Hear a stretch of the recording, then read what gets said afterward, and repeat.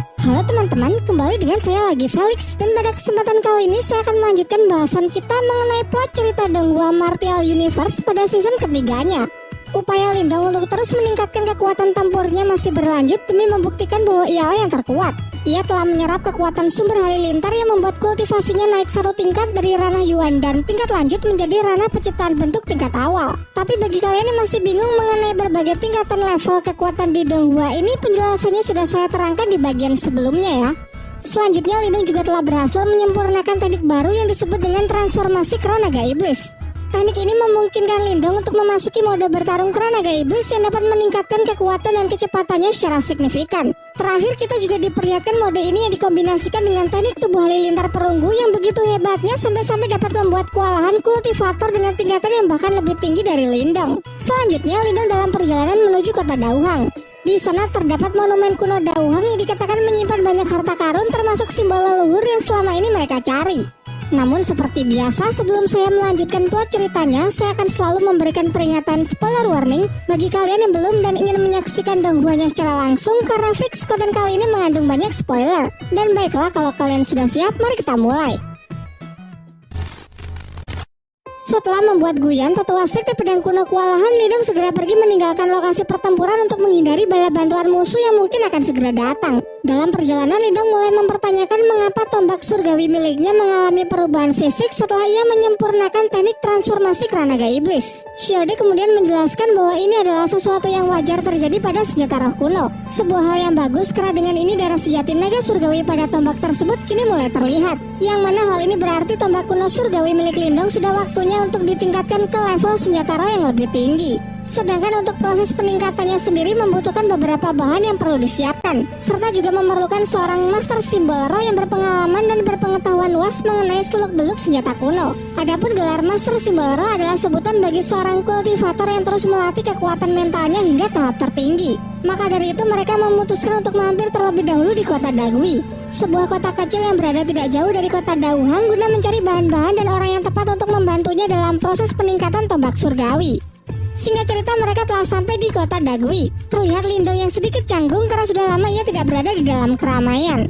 Setelah 2 hari berada di tempat ini, mereka pergi ke sebuah rumah pelelangan terbesar di kota Dagui yang bernama Pelelangan Wumeng untuk mencari bahan-bahan yang dibutuhkan. Masuk ke dalam rumah pelelangan, Lindong langsung dapat merasakan kehadiran dari kekuatan mental yang sangat aneh. Dan ternyata kekuatan mental ini berasal dari seorang pemuda yang berada di lantai 2. Mendengar percakapan dari orang-orang di sekelilingnya, diketahui bahwa pemuda ini bernama Huozong yang berasal dari sekte boneka tersembunyi. Terkenal sebagai pribadi yang angkuh yang sering memborong barang-barang lelang di tempat ini. Dari belakang Huozong datang seorang wanita anggun berbaju serba merah lengkap dengan 2 pengawalnya. Diketahui bahwa wanita ini bernama Mu Xianxian.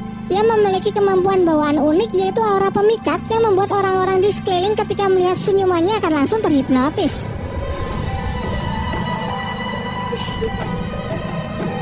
Lindong yang hampir terpengaruh untung saja berhasil kembali sadar berkat Xiaode yang menegurnya.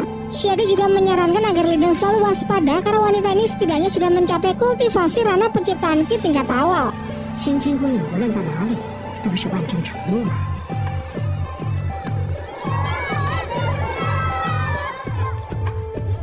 Huozong ini nampaknya menyukai Mu Xianxian. Terlihat dari percakapan mereka di mana Huozong mengatakan akan bersedia membantu Xianxian untuk mendapatkan barang lelang yang ia sukai. Acara pelelangan pun dimulai.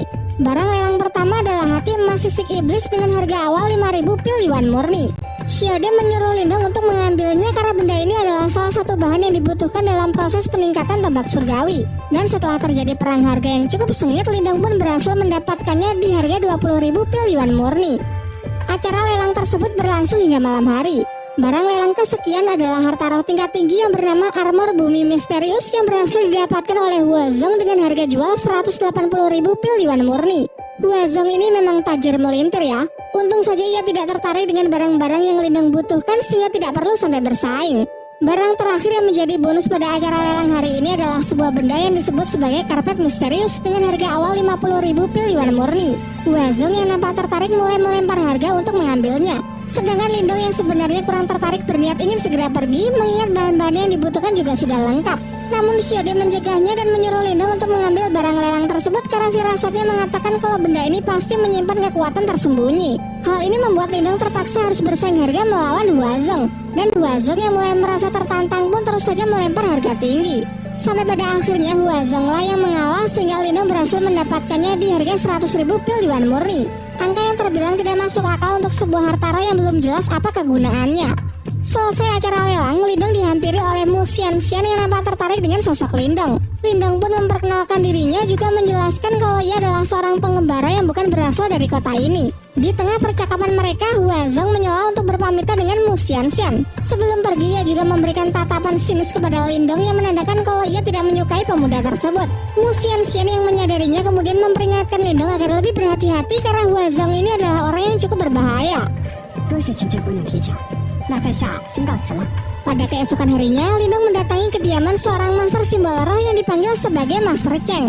Beberapa waktu yang lalu ia mendapatkan informasi kalau Master Cheng ini sangatlah ahli dalam peningkatan harta roh, sehingga ia ingin meminta bantuan untuk meningkatkan senjata tombak surgawi miliknya.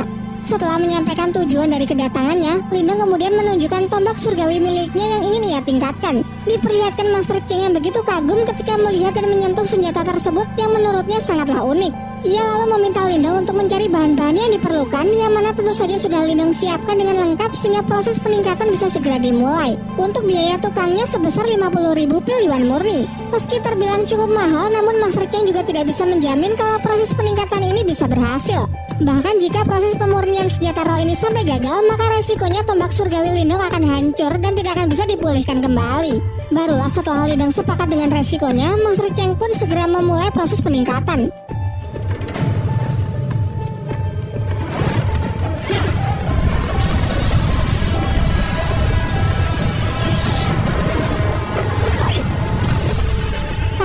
Adalah melebur seluruh bahan ke dalam bola api berkekuatan mental agar bisa bersatu dengan tombak surgawi. Memanaskannya hingga suhu ekstrim sampai senjata kuno tersebut berevolusi menjadi senjata roh tingkat tinggi.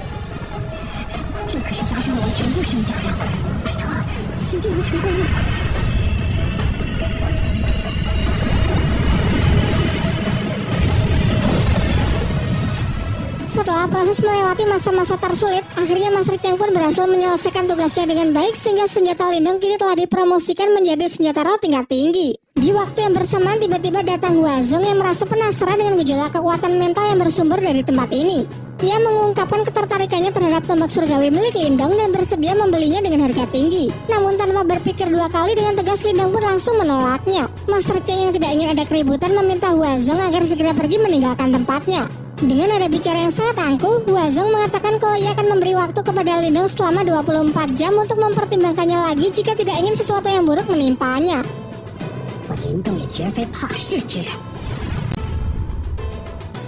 Huazong datang menemui ayahnya yang sedang menyempurnakan boneka simbol. Boneka simbol adalah salah satu senjata yang bisa membantu pemiliknya ketika bertempur. Kalau kalian ingat, Lindong juga pernah mendapatkan boneka simbol di season kemarin ya, dan ia juga sempat menggunakannya ketika bertarung melawan Wang Yan. Cara penggunaannya pun cukup simpel, yaitu si pemilik cuma perlu memasukkan sedikit energi mentalnya ke dalam benda tersebut, dan setelah itu boneka simbol akan membantu untuk mengalahkan musuh.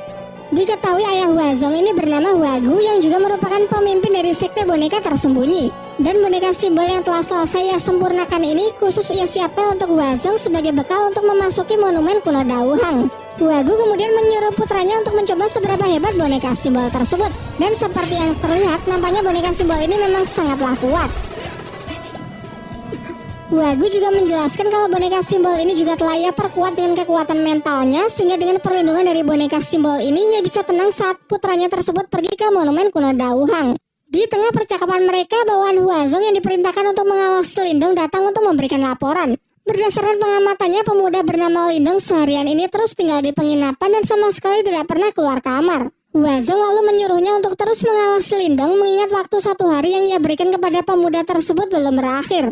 Sementara itu di penginapan, Lindong bersama Xiaode sedang mengamati karpet misterius yang ia dapat dari tempat pelelangan dengan harga yang begitu mahal. Sejauh ini mereka sama sekali belum menemukan apa kegunaannya. Biasanya harta roh akan merespon jika ada orang yang memasukkan energi ke dalamnya, namun Lindong sudah berulang kali mencoba memasukkan energi yuan maupun energi mental miliknya, tetap saja tidak terjadi apa-apa. Lindong pun menyalahkan Xiaode karena sudah menjerumuskannya untuk membeli barang yang tidak berguna dengan harga yang sangat mahal. Tidak lama setelah perdebatan mereka, secara tidak sengaja Lindong mengeluarkan energi Yuan di tangan kiri dan energi mental di tangan kanan. Terlihat karpet misterius pun langsung meresponnya karena ternyata untuk membuka benda tersebut haruslah menggunakan energi mental dan energi Yuan secara bersamaan.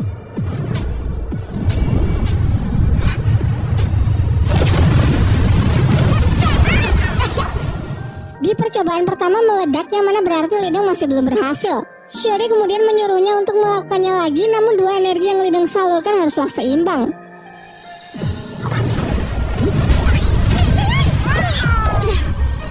Berulang kali Lindong mencoba dan terus mengalami kegagalan karena sulitnya menyeimbangkan dua energi yang dikeluarkan sekaligus.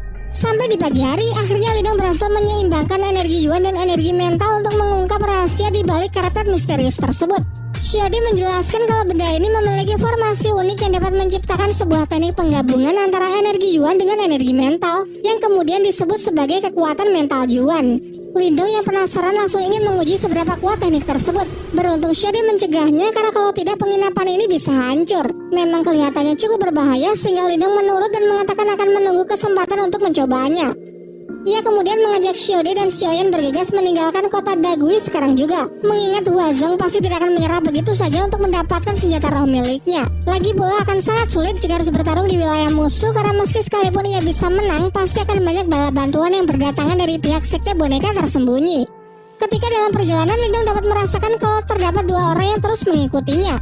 Tentu saja orang-orang yang dimaksud adalah orang suruhan dari Huazong yang memang ditugaskan untuk selalu mengawasi gerak-gerik Lindong.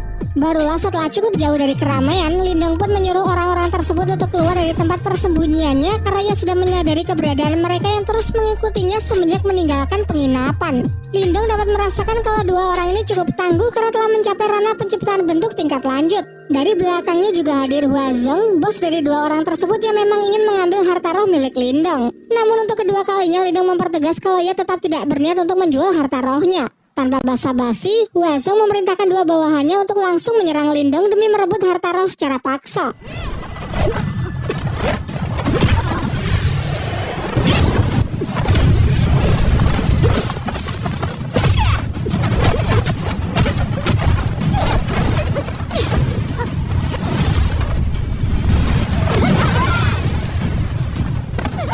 Singkat mereka jelas berhasil Lindong menangkan dengan mudah. Sampai akhirnya Huazong sendirilah yang turun tangan secara langsung untuk melawan Lindong dengan kekuatan mental.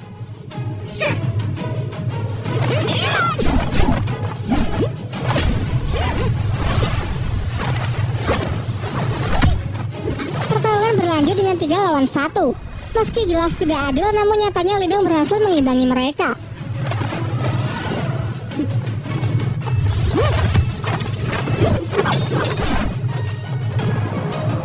Huazong masih bersikap sombong dengan memberikan tawaran kepada Lindong agar memberikan harta rohnya dan bersedia menjadi bawahannya selama 1 tahun. Dengan begitu ia akan mengampuni nyawa Lindong. Namun tanpa rasa takut sedikit pun Lindong menolak dan justru memberikan tawaran yang sama kepada Huazong.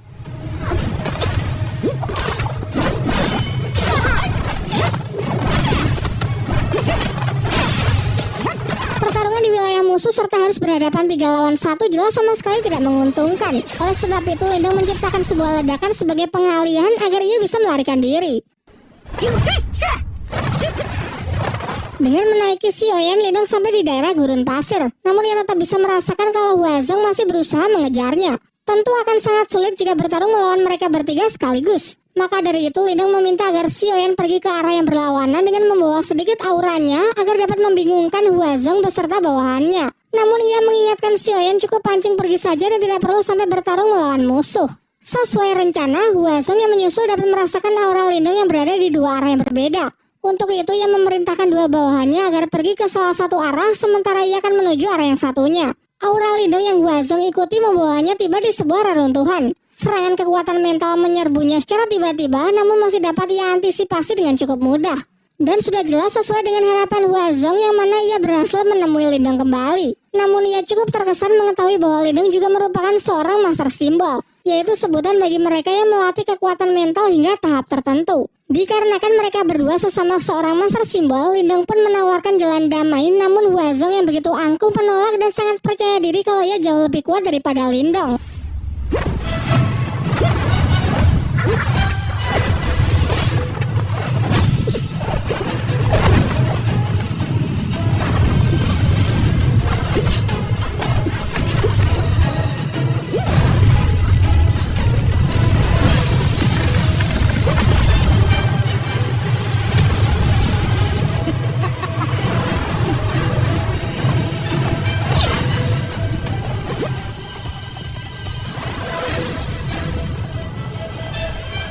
bahkan juga mengeluarkan boneka simbol pemberian ayahnya, serta memperlihatkan simbol di dahinya yang menandakan kalau ia adalah seorang master simbol yang telah mencapai tingkat cukup tinggi yang disebut master simbol roh.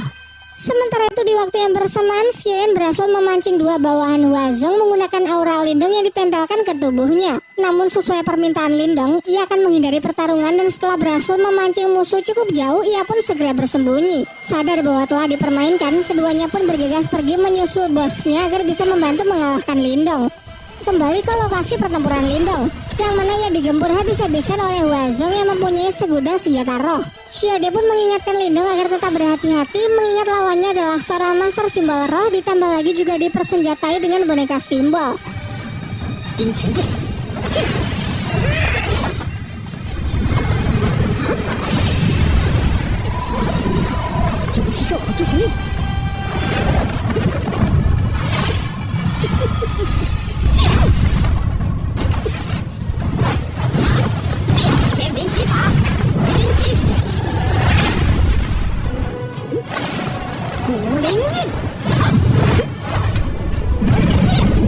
Seluruh tekanan ini memaksa Lindong untuk merilis teknik transformasi kera iblis yang memberinya buff secara instan. Namun pertahanan Huazong masih saja terlalu kuat, yang mana meski sudah digempur serangan bertubi-tubi bahkan tidak tergores sedikit pun.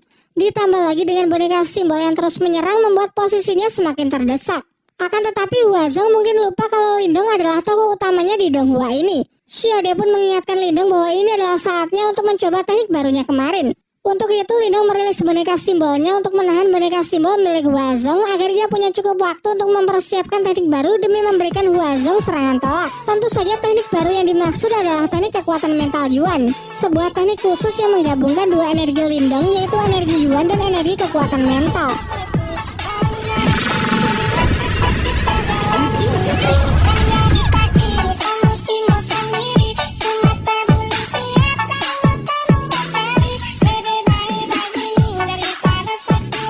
Dari jarak yang sangat dekat, Lindong berhasil menargetkan serangannya tepat ke tubuh Huazong yang mengakibatkan armor spiritual miliknya hancur berkeping-keping. Selain itu, pertarungan antar boneka simbol juga berhasil Lindong menangkan, sehingga dengan ini situasi pertempuran pun telah berbalik. Di sini Lindong masih berbaik hati dengan memberikan Huazong kesempatan untuk mengaku kalah dan meminta maaf. Namun jelas karena harga diri yang sangat tinggi, ia pun tidak akan sudi melakukannya dan justru memanfaatkan kelengahan Lindong untuk kembali menyerangnya. Ia merilis sebuah teknik yang disebut pengikis tulang segel, sebuah teknik yang memungkinkannya untuk mengunci target lalu menyerap seluruh kekuatan mentalnya. Akan tetapi menggunakan teknik seperti ini kepada Lindong sama saja dengan bunuh diri, karena teknik penyerapan energi adalah salah satu keahlian terbaik Lindong. Alih-alih bisa menguras kekuatan mental Lindong, Huazong justru terlihat semakin panik karena daya serap dari Lindong yang ternyata jauh lebih kuat. Sampai pada akhirnya Lindong pun berhasil menyerap seluruh kekuatan mental milik Huazong sampai kering yang mengakibatkan pemuda tersebut tewas seketika. Kepala terasa berat setelah menyerap kekuatan mental milik Huazong. Lindong dapat merasakan dua kekuatan mental yang saling bertabrakan di dalam tubuhnya, ditambah lagi entah mengapa kekuatan mental Huazong terasa begitu jahat. Xiaode kemudian menjelaskan kalau kekuatan mental membawa sifat dari pemilik aslinya, maka dari itu Lindong membutuhkan waktu untuk menyempurnakannya agar tubuh dapat beradaptasi. Di saat yang bersamaan, Xian akhirnya berhasil menyusul Lindong. Lindong pun mengajak mereka agar segera meninggalkan tempat ini sebelum datang bala bantuan dari sekte boneka tersembunyi. Tak lama setelah kepergian Lindong, dua bawahan Huazong tiba di lokasi bekas pertempuran, namun naasnya mereka terlambat karena kini sang tuan muda telah meninggal. Mereka lalu membawa jasad Huazong ke tempat ayahnya dan tentu saja sang ayah sangat berduka atas kematian putra kesayangannya tersebut. Ia pun dibuat sangat marah dan bersumpah bahwa ia pasti akan membunuh Lindong. Tidak sabar menunggu lebih lama, malam ini juga Huagu langsung memberikan perintah kepada seluruh anggota sekte boneka tersembunyi untuk melacak keberadaan Lindong. Musian-Sian yang menyaksikan keributan di luar mendapatkan informasi dari bawahannya kalau Huazong, putra dari tetua sekte boneka tersembunyi, telah dibunuh oleh Lindong. Oleh sebab itulah seluruh orang dari cabang sekte boneka tersembunyi dikerahkan untuk segera menangkapnya. Namun meski semua orang telah berusaha keras, tidak ada satupun dari mereka yang berhasil menemukan bocah tersebut. Hal ini membuat Huagu semakin kesal sehingga ia memutuskan untuk mencarinya sendiri. Di sisi lain, dalam perjalanan Shiode menjelaskan betapa seriusnya masalah yang sedang Lindong hadapi saat ini. Pihak dari sekte boneka tersembunyi pasti tidak akan melepaskan Lindong setelah putra dari ketua sekte mereka terbunuh. Namun sebelum memikirkan rencana berikutnya, Lindong harus segera mencari tempat yang aman terlebih dahulu untuk menyempurnakan kekuatan mental milik Huazong yang telah ia serap karena energi jahatnya yang terus memberontak. Singkat cerita, Lindong telah memulai proses penyempurnaan kekuatan mental di sebuah reruntuhan kuil di wilayah gurun pasir, dan tidak membutuhkan waktu lama, ia pun telah berhasil menyelesaikan proses penyempurnaan tersebut sehingga kekuatan mental Huazong kini telah sepenuhnya terserap. Namun belum aman jika melanjutkan perjalanan sekarang karena orang-orang dari sekte boneka tersembunyi pasti masih berkeliaran untuk memburunya. Guna mengantisipasi kemungkinan terburuk, Lindong berencana untuk meningkatkan kekuatannya lagi dengan menggunakan buah 1000 binatang yang dulu berhasil ia dapatkan dari keran naga iblis. Shiode kemudian menjelaskan bahwa mungkin penyempurnaan buah 1000 binatang dapat meningkatkan kekuatan Lindong secara signifikan. Namun resiko yang harus dipertaruhkan juga sangatlah tinggi. Peluang kegagalannya cukup besar mengingat kondisi tubuh Lindong yang baru saja menyerap kekuatan mental Huazong masih belum stabil. Ditambah lagi bagaimana jika orang-orang dari sekte boneka tersembunyi berhasil menemukannya terlebih dahulu sebelum proses penyempurnaan selesai. Namun menurut Lindong, jika harus bertarung melawan tetua sekte boneka tersembunyi menggunakan kekuatannya yang sekarang bisa saja menjadi jauh lebih berbahaya. Maka dari itu, meski sudah mendapatkan peringatan dari Shiode, Lindong pun tetap memutuskan untuk menyempurnakan buah 1000 binatang tersebut. Dan selama proses berlangsung, ia meminta Shiode dan Xiaoyan untuk melindunginya. Shiode pun sudah tidak bisa berkata apa-apa lagi. Ia pun mengajak Xiaoyan untuk berjaga di luar dan memberikan waktu sebanyak mungkin untuk Lindong. Sementara itu di sisi lain, Huagu yang pergi untuk mencari orang yang telah membunuh putranya akhirnya telah sampai di lokasi bekas pertempuran. Ia pun masih dapat merasakan sisa energi mental di tempat tersebut, bahkan juga dapat mengetahui ke arah mana perginya energi mental milik Lindong pasca pertarungan. Kembali ke tempat Lindong, Xiaoyan terlihat mulai cemas karena proses kultivasi Lindong yang tidak kunjung selesai. Namun meski cukup berbahaya, ini adalah satu-satunya cara untuk mendapatkan peningkatan kekuatan secara instan. Dan Shiode juga yakin kalau Lindong pasti dapat melakukannya. Di tengah pembicaraan tersebut, Shiode tiba-tiba dapat merasakan kehadiran aura yang sangat kuat dari seorang kultivator di ranah penciptaan Qi. Melihat kondisi Lindong yang masih belum memungkinkan untuk bertarung, Shiode pun mengajak Xiaoyan untuk menahan musuh di luar agar bisa memberikan waktu kepada Lindong untuk menyempurnakan buah 1000 binatang. Dan benar saja, aura kultivator di ranah penciptaan Qi yang dirasakan oleh Shiode ternyata memang berasal dari Huagu yang telah berhasil melacak lokasi Lindong melalui energi mental yang tertinggal di tempat pertarungan sebelumnya. Shiode pun kemudian memerintahkan Xiaoyan untuk mengalihkan perhatian Huagu, sementara ia akan menyelinap untuk memberikan serangan kejutan dari arah belakang. Dengan wujud kucing kecilnya, Xiaoyan berusaha menarik perhatian Huagu. Hingga tiba waktu yang tepat, giliran Shiode yang melancarkan serangannya meski dapat diantisipasi dengan cukup mudah. Untuk menyita sedikit waktu, Shiode pun menampakkan wujudnya kemudian menyarankan agar Huagu segera pergi sebab jika ingin mencari harta karun, sayangnya Huagu datang ke tempat yang salah karena tempat ini hanyalah wilayah bagi para binatang roh. Namun tentu saja Huagu tidak akan mudah dibodohi begitu saja. Ia sangat yakin bahwa orang yang ia cari berada di tempat ini dan dua makhluk inilah yang sengaja menyembunyikannya.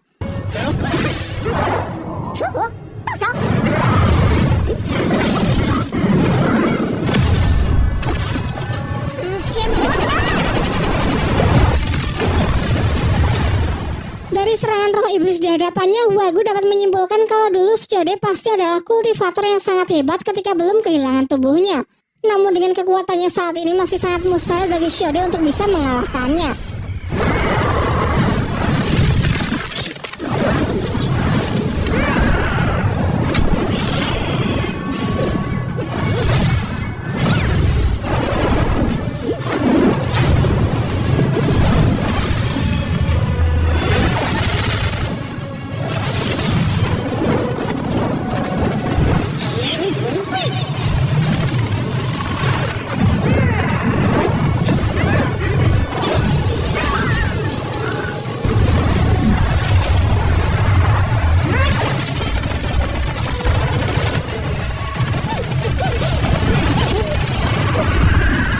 Sesuai perkiraan, Shiode dan Xiaoyan benar-benar dibuat kewalahan menghadapi Huagu, seorang kultivator tingkat tinggi yang telah mencapai ranah penciptaan Qi. Alhasil keduanya pun telah mencapai batasnya, sedangkan Huagu terlihat sama sekali tidak terluka sedikit pun. Secara tiba-tiba, sebuah ledakan energi muncul dari dalam reruntuhan kuil yang membuat Huagu sangat yakin kalau Lindong pasti sedang bersembunyi di dalam sana.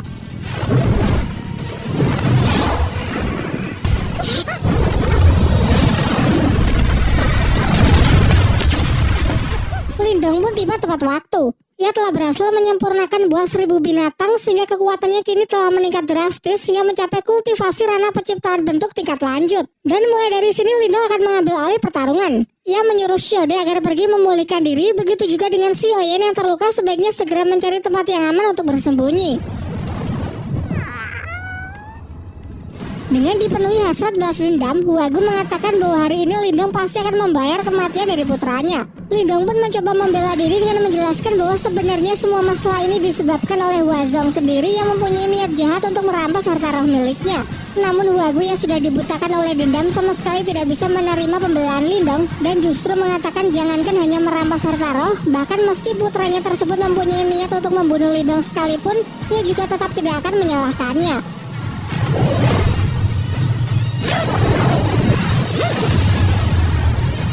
Pertarungan pun tidak terelakkan.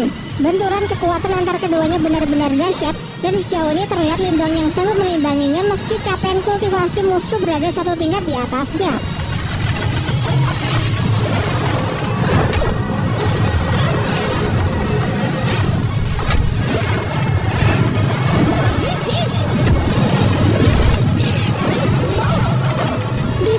Bahkan Lindong sanggup mendominasi jalannya pertempuran setelah ia memasuki mode transformasi kera iblis.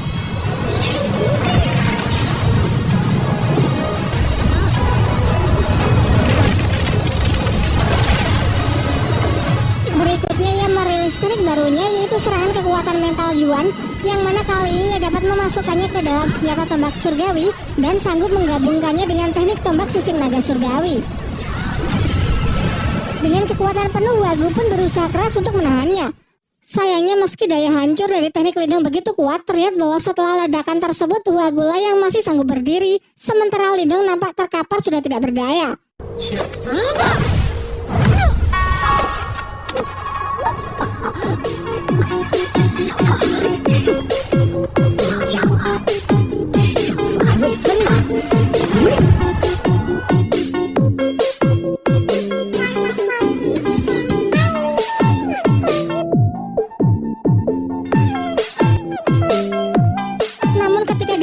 Bangganya Huagu hampir membunuh Lindong, tiba-tiba ia merasakan luka parah di tubuhnya akibat serangan Lindong yang mana ternyata memiliki efek perusak dari dalam. Dan sebaliknya, Lindong yang tetap berada di posisi lebih unggul karena kekuatannya masih cukup jika pertempuran ingin dilanjutkan. Tidak ingin bernasib sama dengan putranya, Huagu pun bergegas kabur meninggalkan lokasi pertempuran. Padahal di saat yang bersamaan ternyata Lindong barusan cuma menggeretak karena sebenarnya dia juga telah terluka parah. Sebelum jatuh pingsan, ia melihat bayangan seorang wanita yang berjalan ke arahnya. Nampak seperti Nona Xingzu, wanita yang dulu Lindong temui ketika dalam misi berburu harta karun di dalam makam kuno pada season kedua. Ketika membuka mata, tiba-tiba Lindong sudah berada di atas ranjang dengan luka-lukanya yang juga sudah dirawat dengan baik. Di tengah kebingungannya datanglah Mu Xianxian, wanita yang Lindong temui di tempat lelang kota Dagui beberapa hari yang lalu. Mu Xianxian kemudian menjelaskan kalau sekarang mereka berdua sedang berada di Sekte Iblis Agung, yang mana mustahil orang-orang dari Sekte Boneka Tersembunyi akan mendatangi tempat ini. Diceritakan bahwa sejak dahulu Sekte Iblis Agung dan Sekte Boneka Tersembunyi selalu berselisih paham, sehingga jika Lindong bermusuhan dengan Sekte Boneka Tersembunyi, maka bisa dikatakan Lindong adalah teman bagi Sekte Iblis Agungnya. Di sini Mu Xianxian juga mengungkapkan kekagumannya kepada Lindong karena sanggup mengalahkan ketua Sekte Boneka Tersembunyi seorang diri. Namun ia mengingatkan kalau Huagu pasti tidak akan menyerah begitu saja. Suatu saat orang tersebut pasti akan kembali untuk mencari Lindong dengan membawa kekuatan yang jauh lebih besar. Maka dari itu, Mu Xianxian mencoba membujuk Lindong agar bersedia bergabung ke dalam Sekte Iblis Agung, karena dengan begitu mereka bisa bersama-sama menghancurkan Sekte Boneka Tersembunyi dengan begitu mudah. Namun Lindong menolak secara halus tawaran dari Mu Xianxian. Ia menjelaskan kalau sejak awal tujuan ia datang ke kota Dauhang bukan untuk bergabung dengan sekte manapun, apalagi menghancurkan sekte orang lain. Mu Xianxian pun juga tidak memaksa. Ia sangat menghargai keputusan Lindong dan mengatakan akan selalu siap menerima Lindong untuk bergabung ke dalam sektenya jika nanti Lindong berubah pikiran. Lindong kemudian menjelaskan tujuan utamanya datang ke sini adalah untuk memasuki monumen kuno Dauhang dan mengingat monumen tersebut akan segera dibuka sehingga ia pun tidak bisa berlama-lama tinggal di tempat ini. Namun alih-alih memberikan dukungan, Mu Xianxian justru menyarankan agar Lindong sebaiknya jangan datang ke sana karena ketika monumen kuno Dauhang dibuka, pasti orang-orang dari sekte boneka tersembunyi juga akan berpartisipasi. Bahkan kabarnya juga akan datang 4 sekte besar dari dinastian. Jika Lindong tetap memaksa pergi sendirian, maka jangankan mendapatkan harta roh, untuk bertahan hidup saja pasti akan sangat sulit. Bicara soal 4 sekte besar, Lindong jadi teringat scene di episode season kemarin. Saat itu dalam misi berburu harta roh di makam kuno, ia juga bertemu dengan 4 pentolan dari masing-masing sekte tersebut, yang mana perwakilan dari sekte klan Lin diwakili oleh musuh bebuyutannya, yaitu Lin Langtian. Lindong pun menyampaikan rasa terima kasihnya kepada Mu Xianxian karena sudah mencemaskannya. Namun ia sudah membulatkan tekad bahwa dirinya tetap akan pergi ke monumen kuno, mengingat inilah alasan ia datang ke kota Dauhang. Setelah berpisah dengan Mu Xianxian dan meninggalkan sekte iblis agung, Lindong langsung menuju monumen kuno Dauhang yang akan dibuka pada hari ini. Diperlihatkan suasana yang sangat ramai di depan pintu masuk karena memang banyak orang yang ingin mendapatkan harta karun yang konon tersembunyi di dalamnya. Datang juga orang-orang dari sekte pedang kuno yang dipimpin oleh Guyan. Kalau kalian lupa, Guyan ini adalah kultivator yang pernah bertarung melawan Lindong, sekaligus orang pertama yang merasakan amukan dari transformasi kera iblis milik Lindong beberapa waktu yang lalu. Tidak lama setelah itu datang juga Mu Xianxian sebagai perwakilan dari sekte iblis agung. Ia sempat melihat Lindong, namun Lindong memberinya isyarat agar tidak perlu menyapa karena ia ingin menyamarkan diri dari para musuhnya. Suasana tiba-tiba menjadi sangat tegang ketika datang orang-orang dari sekte boneka tersembunyi yang dengan sombongnya menghajar para tamu lain yang menghalangi jalan mereka. Kedatangan mereka dipimpin oleh pria berambut putih yang bernama Teng Lei, seorang kultivator di ranah penciptaan Qi tingkat awal.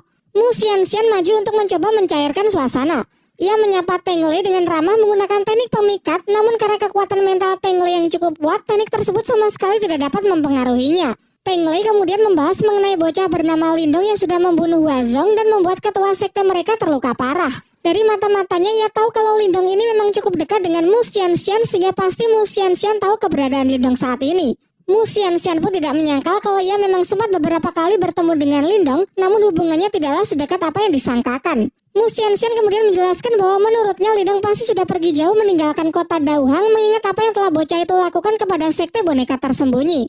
Sementara itu Lindongnya menyaksikan percakapan mereka di antara keramaian, bergegas menjauh sebelum keberadaannya dapat diketahui. Akan tetapi Teng Lei juga tidak mudah untuk dikelabui. Ia pun sanggup merasakan kehadiran dari Lindong melalui energi mental Huazong yang sudah Lindong serap ke dalam tubuhnya.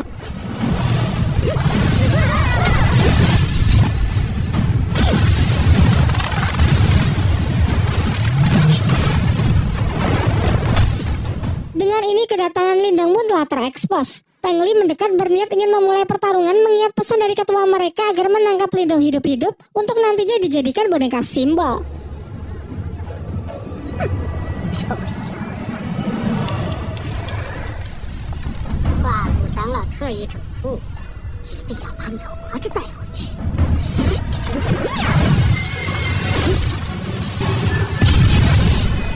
Terjadilah benturan antar kekuatan mental. Sayangnya kekuatan mental Teng Lei ini sangatlah kuat sehingga dapat menekan kekuatan mental Lindong dan membalikannya.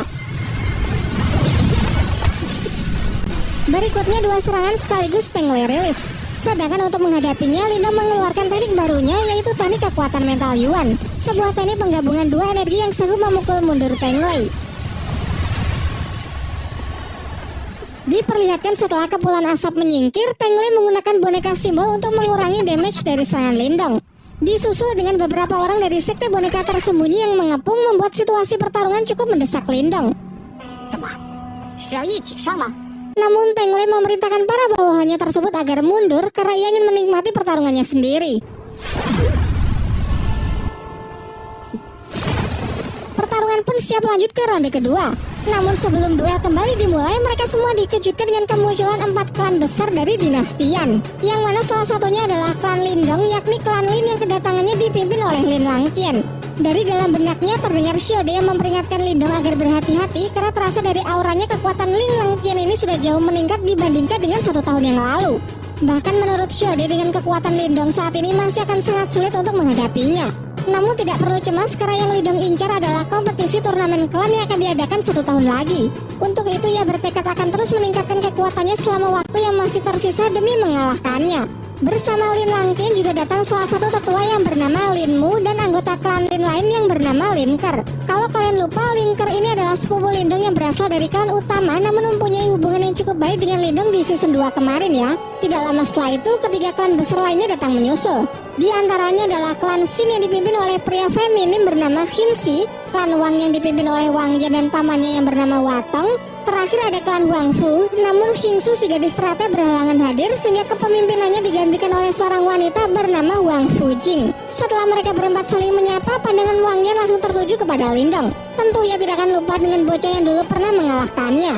Mengingat bagaimanapun juga Lindong adalah anggota dari klan Lin, Wang Yan pun meminta izin kepada Lin Langtian untuk menyelesaikan masalahnya dengan bocah tersebut terlebih dahulu. Tentu saja karena sejak awal Lin Langtian ini sangat membenci Lindong, ia pun mempersilahkan Wang Yan untuk memberi pelajaran kepada bocah yang ia sebut sebagai sampah keluarga tersebut. Linker mencoba melerai namun sama sekali tidak dihiraukan. Sementara Mu Xianxian nampak cukup terkejut setelah kini mengetahui kalau ternyata Lindong berasal dari klan Lin.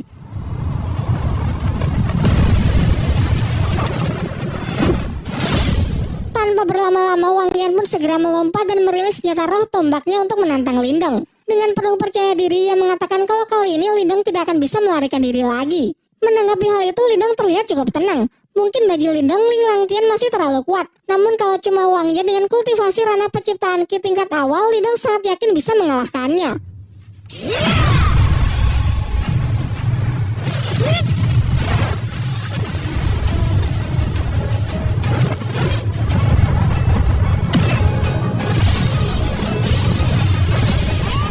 Di awal saja Lindong sudah nampak sanggup mendominasi jalannya pertarungan. Seluruh serangan yang dilancarkan dapat diantisipasi. Bahkan ia sempat mengejek Wang Yan untuk terus mencobanya lagi.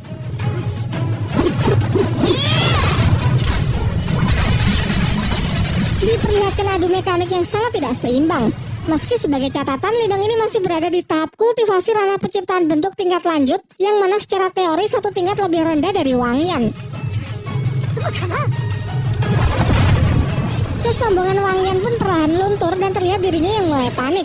Masih saja menolak percaya karena bagaimana bisa bocah di hadapannya menjadi begitu kuat hanya dalam waktu 1 tahun. Serangan terkuat yang bisa ia buat saat ini yaitu teknik tapak iblis prasasti emas sebagai Lindong masih terlalu lemah. Maka dari itu Lindong berbaik hati mau menunjukkan bagaimana cara menggunakan teknik tersebut dengan benar. Wang Yan mencoba menahannya dengan teknik tombak membelah langit, namun menahan serangan tersebut menguras sebanyak kekuatannya sehingga ia tidak sanggup lagi untuk mengantisipasi serangan Lindong berikutnya.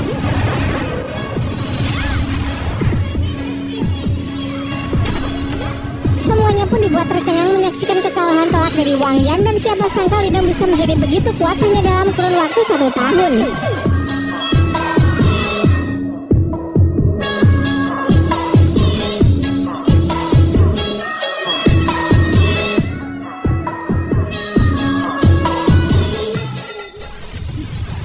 Lindong nyaris memberikan pukulan terakhirnya. Namun serangannya berhasil dihentikan oleh Wang Tong, paman dari Wang Yan, seorang kultivator di ranah penciptaan Ki tingkat lanjut.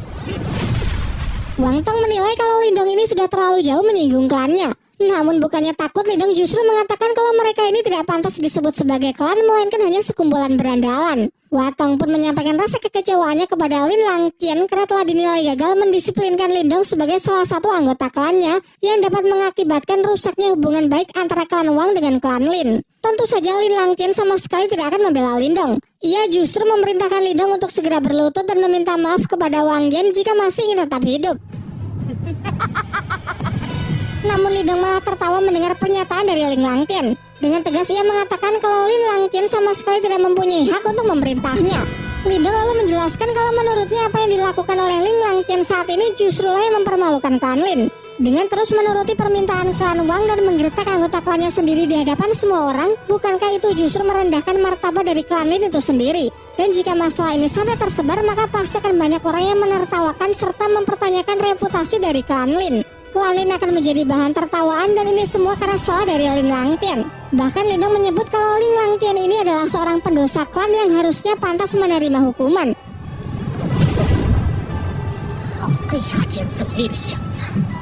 Mendengar ocehan Lindong membuat emosi Ling Langtian pun tersulut. Ia bersumpah akan menangkap Lindong hari ini juga untuk membuktikan siapa yang sebenarnya pantas untuk dihukum. Namun sebelum Ling Langtian melancarkan aksinya, Linmu salah satu tetua klan Lin mencegahnya dan justru membenarkan apa yang telah Lindong sampaikan. Karena jika hari ini Ling Langtian sampai bertindak, maka semua orang yang melihatnya akan berpikir kalau klan Lin tunduk kepada klan Wang. Ditambah lagi meski bicara Lindong sangat arogan, namun bagaimanapun juga bocah ini terlihat cukup menjanjikan sebagai generasi muda di klan mereka. Lagi pula menangkapnya di depan umum tanpa alasan yang jelas akan dinilai sebagai perbuatan yang kurang pantas. Setelah mendengar penjelasan dari Linmu, emosi Ling Langtian pun perlahan mulai reda. Ia mengurungkan niatnya untuk menangkap Lindong hari ini, meski tetap tidak mengubah pandangannya mengenai Lindong sebagai sampah keluarga.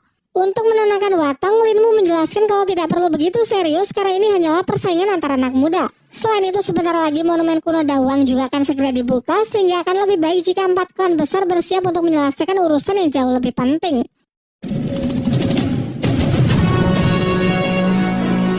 Dan benar saja, tak lama setelah pembicaraan mereka, terlihat pintu masuk dari monumen kuno Dawang telah mulai terbuka.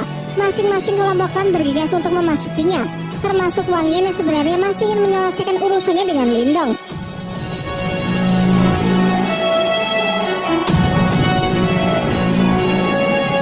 Dengan menaiki si Oyen, Lindong pun juga bergegas masuk sesuai dengan tujuan awalnya, yaitu menemukan simbol spiritual leluhur.